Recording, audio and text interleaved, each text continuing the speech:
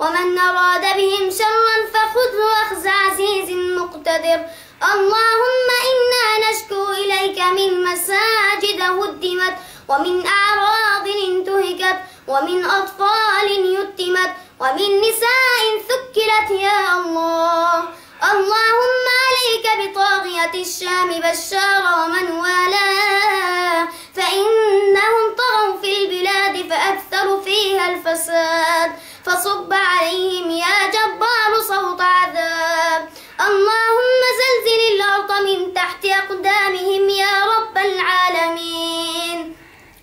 اللهم يا باسط الأرض ويا رافع السماء، نسألك بأسمائك الحسنى أن توحد بين صفوف المجاهدين.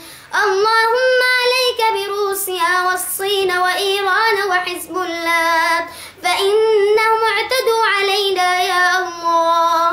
اللهم لا تدع لهم طائرة تطير ولا دبابة تسير، واجعلهم غنائما للمسلمين يا رب العالمين. اللهم وحد بين صفوف المجاهدين وقوي عزائمهم، وأيدهم بنصر من عندك يا رب العالمين. وصلى الله على نبينا محمد وعلى آله وصحبه وسلم.